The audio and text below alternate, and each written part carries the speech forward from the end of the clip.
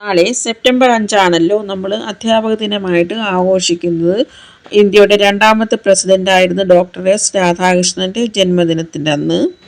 ഇവിടെ എന്ന് പറഞ്ഞാൽ തെലുഗു സ്റ്റേറ്റുകളിൽ തെലുങ്കാന, ആന്ധ്രാപ്രദേശ് ഇവിടെയൊക്കെ എങ്ങനെയാണ് ടീച്ചേഴ്സ് ഡേ ആഘോഷിക്കുന്നതെന്ന് വെച്ചാൽ അന്നത്തെ ദിവസം ടീച്ചർമാരല്ല ക്ലാസ് എടുക്കുന്നത്. ആ വർഷത്തെ 10ാം ക്ലാസ്സിലെ വിദ്യാർത്ഥികളായിരിക്കും.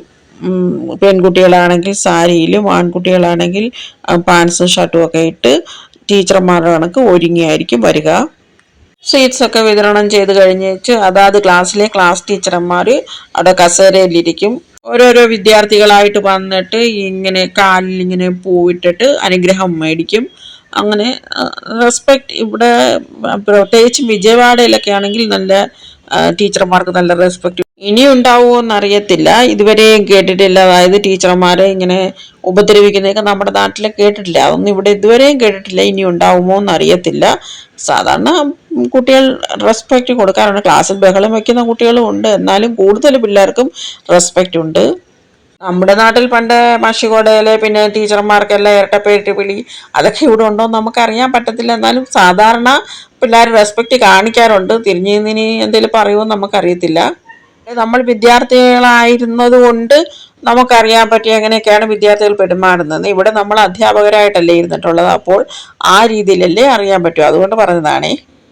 90% വിദ്യാർത്ഥികൾ നല്ലപോലെ പെരുമാറുമ്പോൾ ഒരു 10% പേര് അല്ലാതെ പെരുമാറിയാൽ കുഴപ്പമൊന്നുമില്ലല്ലോ.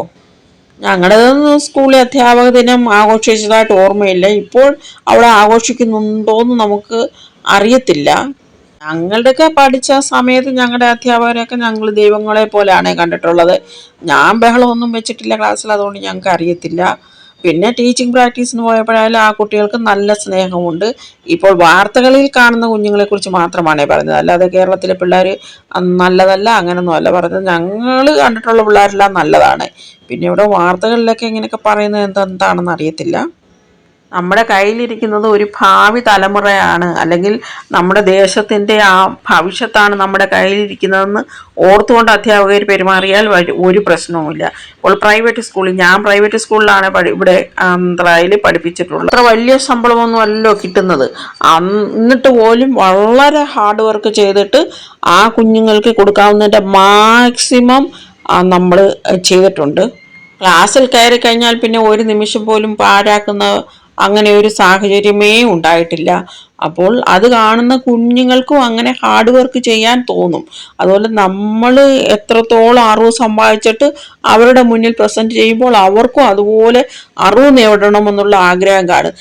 നമ്മൾ എത്ര സ്വഭാവശുദ്ധിയോടെ അവരുടെ മുന്നിൽ പെരുമാറുന്നു, നല്ല വസ്ത്രധാരണം, നല്ല സ്വഭാവം, അപ്പോൾ കുഞ്ഞുങ്ങൾക്കും അത് ടീച്ചർമാരെ അനുഗണിക്കാൻ തോന്നും.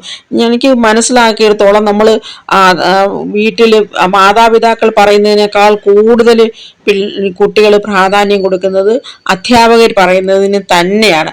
അപ്പോൾ ഒരു അധ്യാപകർ മാതൃകയായിട്ട് അവരുടെ മുന്നിൽ പെരുമാറുമ്പോൾ ആണ് വിദ്യാർത്ഥികളും അതുപോലെ ആകാൻ ശ്രമിക്കുക. എന്ന് പറഞ്ഞാൽ എല്ലാവരും അങ്ങനെ ആകുമെന്നല്ല, കുറേ പേരെങ്കിലും ആകുമല്ലോ. ആ കുറേ പേര് അത് ഇമ്പോർട്ടൻ്റ് ആണ്. കൈ ചുരുട്ടിക്കൊണ്ടാണ് ഓരോ കുഞ്ഞും ജനിക്കുന്നത്. പോകുന്നതും വെറും കൈയോടെയാണ്. നമ്മൾ കൂടെ കൊണ്ടുപോകുന്നത് നമ്മുടെ ആ നന്മ അത് മാത്രമാണ്. ഓരോ അധ്യാപകരും മാതൃകയായിരിക്കട്ടെ കുഞ്ഞുങ്ങൾക്കെന്ന് നമുക്ക് ആഗ്രഹിക്കാം. ഓം നമഃ ശിവായ.